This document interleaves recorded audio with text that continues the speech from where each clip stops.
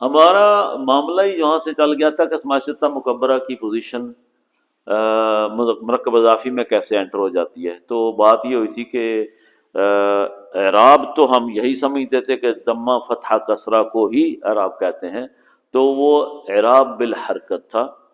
اچانک ہمیں جو فریق مرکب اضافی میں انوالو ہیں تو ان کو ہم نے لینا پڑا. تو اس میں یہ اعراب کی چوتھی پوزیشن ہے، جو قسم اعراب کے اقسام میں جاتے ہیں نا، تو کوئی چوتھی یا پانچویں قسم کتابوں میں لکھی ہے اسماء ستہ مکبرہ. جب اس کو دیکھا تو اس نے وہاں پہ اعراب لفظی بھی لیا ہوا ہے. میں نے پچھلے لیکچر میں بتایا تھا کہ اسماء ستہ مکبرہ سارے کی باتیں کی تھیں، لیکن پچھلے جمعے یہ کہا تھا کہ اس کا اعراب بالحرکت بھی ہے اور بالحرف بھی ہے، اور کسی کا نہیں ہے. ایک ہی اس کا ہے، اور شرطیں بھی ہیں 4. آج شرطیں بھی لے آیا ہوں. نہیں جی، شرطیں بھی ساتھ لے آیا ہوں، حرکت اور حرف. ٹھیک ہے، ہاں بس یہی رکھنا ہے، صحیح ٹرمینالوجی یوز کریں. تو میں نے آج ایک اضافت کی کہ واو نائب ضمہ 2 جگہوں پہ آتی ہے، ایک اسماء ستہ مکبرہ میں اور دوسری جمع مذکر سالم میں، مسلمون واو آیا اس میں. ٹھیک ہے، تو ہم آگے بڑھتے ہیں اس چیز کو دیکھنے کے لیے کہ جو اعراب بالحرف ہے. اچھا بولا تھا ابن، ابن، ابن، ٹھیک ہے، ابی، ہم اخی، اس طرح یہ ساری باتیں کرتے ہیں. تو کسی جگہ پہ ہم اس کو اس کا پھر آگے بننا چاہیے تھا نا، تثنیہ جمع بھی اسی وزن پہ. تو اس میں ایک اور نقطہ آ گیا بڑا امپورٹنٹ. بظاہر یہ 2 حرفی لفظ نظر آ رہا ہے. ابن نہ تو با کے اوپر شاد ہے کہ آپ کہیں جی 2 با ہیں، نہیں جی، الف اور با سے 2 تنوین کو کریں نا جی. ابن، اخن بھی ویسے ہی، ہمن بھی ویسے ہی، 2 ہی حرف ہیں. ہنن بھی ویسے ہی، اور یہ ہے فون بھی ویسے ہی ہے، یا فمن 2، اور زو بھی ویسے ہی. تو 2 حرفی کوئی اسم نہیں ہوتا، منیمم کتنا ہوتا ہے؟ 3 ہوتا ہے. سوال اٹھ گیا پھر، میں نے پہلے یہ پڑھایا تھا آپ لوگوں کو، لیکن مجھے نہیں خیال کہ آپ کو یاد ہوگا، یہ کرونا سے پہلے کی بات ہے. ٹھیک ہے، چلیں تو میں سوچا کہ میرا خیال ہے کہ آپ کو لائٹ سا میں ہائی لائٹ کر دیتا ہوں. اس کے بارے میں نوید صاحب کا بھی لیکچر ہے، بہت واضح لیکچر ہے، کبھی آپ سن لیں وہ بھی. تو میں سوچا کہ چلو جی میں بھی اپنی نا حاضری ڈال دیتا ہوں. تو ہم جو اسماء ستہ مکبرہ کہتے ہیں وہ کیا کہتے ہیں؟ ابن، اخن، ہمن، ہنن، فمن اور زو. ٹھیک ہے، اس کو ہم زو مالن بھی کہتے ہیں. میں ابھی وجہ بتاتا ہوں کیا ہے. یا زو کے ساتھ کوئی آگے اس میں ظاہر لگا دیتے ہیں، جنس لگا دیتے ہیں، تو وہ علیحدہ بات کرتے ہیں. ہم پہلے اسی پہ دیکھیں کہ جب ہم ان کو بولتے ہیں تو یہ کہتے ہیں بھائی اس میں تو سارے کا سارا اعراب جو ہے وہ بالحرکت ہے. ٹھیک ہے، تو پھر ہم اس کو کیوں ڈسکس کر رہے ہیں؟ آئیے دیکھتے ہیں کہ یہ اسماء ستہ مکبرہ کی ثلاثی حالت ہے کیا. یہ میں نے سبجیکٹ بھی بنایا اس طریقے سے نیا، کہ اس کا ایک ٹاپک بنایا ہے کہ اسماء ستہ مکبرہ کی ثلاثی حالت کیا ہے.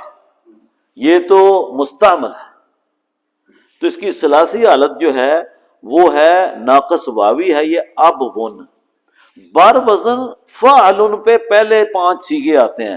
یہ میں ترتیب سے لکھے ہیں، زو کو چھوڑ کے باقی کے سارے بر وزن فعلن ہیں. فا پہلا حرف ان کا متحرک زبر کے ساتھ ہے، فتحہ کے ساتھ. دوسرا ساکن ہے سب کا، 5 کا. اور تیسرا جو ہے وہ تنوین کے ساتھ ہے، رفع والی تنوین 2 پیش کے ساتھ. ڈائی کی سمجھ آ گئی؟ سب نے اسی پہ آنا ہے، بڑا آسان ہے، مشکل نہیں۔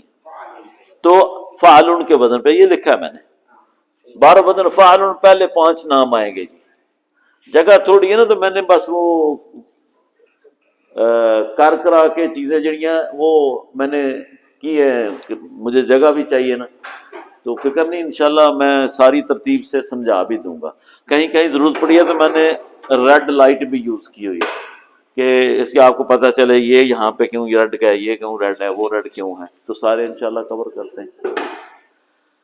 اچھا، تو بر وزن فعلن پہلے 5 ہیں، وہ کون سے ہیں؟ ابن، اخن، حمن، ہنن اور فاون یا فمن، ٹھیک ہے، اس کی بات بعد میں کرتے ہیں 5ویں کی۔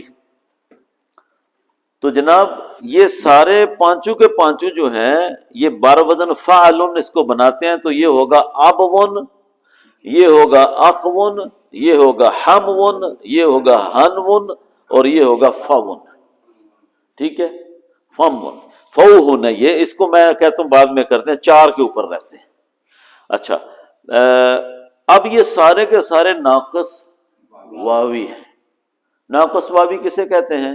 جس کا تیسرا حرف جو ہے وہ واو ہو۔ ناقص یائی کسے کہتے ہیں؟ ماشاءاللہ، چلو جی، بڑی فیڈ بیک مجھے ملی ہے کہ اتنا تو یاد ہے کہ مثال ہے جو ناقص کا نام آتا ہے اور اس کا پتہ بھی ہے کیا ہے، آسانی ہوتی ہے نا، نہیں تو مجھے چھوڑ کے ادھر جانا پڑتا۔ صحیح ہے جی، تو میں نے یہ لکھا اس لیے کہ یہ ناقص واوی ہے، یہ ناقص واوی ہے، یہ بھی ناقص ہے، یہ بھی ناقص واوی ہے، اور یہاں پہ دیکھیں یہ اصل میں ہے فوہن، یہ فوہن سے یہ ریڈ لائٹ جا رہی ہے ادھر آگے، میں نے دونوں کو دیا کہ فامون اور فاون دونوں کو رکھیں ساتھ۔ اصل میں یہ فوہن سے فون بنا ہے اس وزن پہ، ہنن کے وزن پہ، اوپر 4 کے وزن پہ یہ فوہن سے آیا ہے، تو یہ ناقص کون سا ہے؟ یہ اجوف ہے، یہ اجوف واوی ہے، عین کلمہ اس کا جو ہے نا واو کے ساتھ ہے، تو یہ اجوف واوی ہے، یاد رکھنا جی، ٹھیک ہے۔ تو یہ فوہن سے فون ہے، ابھی فمن کو رہنے دیں، یہ فوہن سے کیا ہے؟ فون ہے، اور یہ اجوف واوی ہے، ٹھیک ہو گیا؟ اتنی بات کی سمجھ آ گئی ہے؟ آگے چلیں۔ اب جو ہے ان چاروں کا اوپر والے 4 ہنون تک واو جو ہے یہ خلاف قیاس حذف کیا گیا ہے۔ خلاف قیاس کا کیا مطلب ہے؟ قیاس عربی والا رکھیں۔ قیاس کا مطلب یہ ہے انڈرسٹوڈ کنونشنل یا پکی بات، قاعدے کے مطابق یہ بات کریں نا، یہ میں نے پہلے بتایا تھا آپ کو کہ وہ قیاس کرنا جھوٹ پہ مبنی بھی ہو سکتا ہے، وہ اردو کا ہے، اور یہ قیاس عربی جو ہے یہ پرفیکٹ بات ہے قاعدے کے مطابق، ٹھیک ہے۔ تو قاعدے کے مطابق نہیں واو کو ختم کیا، یہ سب کی ناقص واوی جو ہے خلاف قاعدہ سہل کرنے کے لیے نہیں پسند آیا تو ختم کر دی، ٹھیک ہے جی۔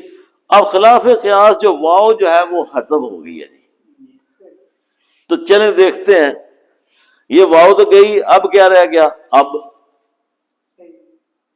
یہ اخ رہ گیا، یہ ہم رہ گیا، یہ ہن رہ گیا، تو رفع حالت دینی ہے نا آپ نے، ریوجنل ورڈ ہے یہ، جو خلاف قیاس واو ہٹی تو یہ باقی بچا، تو اب آپ نے اس کو آ کے رفع حالت دے دی سب کو، بون کی ابون، اخون، فامون، ہانون، صحیح ہے۔ اس طریقے سے یہ تو بن گیا ہمارا، یہ ہمارا بن گیا، اس کو ہی ہم کہتے ہیں مفرد منصرف، واحد موحد اس کو کہتے ہیں، واحد مفرد منصرف صحیح، ٹھیک ہے۔ اب صحیح کا لفظ تو ہم اس کے ساتھ یوز نہیں کر سکتے، جب پیچھے کو دیکھیں تو یہ مفرد کہہ لیں اس کو، ٹھیک ہے۔ موحد جس کو جو ٹرمینالوجی اس کے لیے یوز ہوتی ہے، اسماء 6 مکبرہ موحدہ،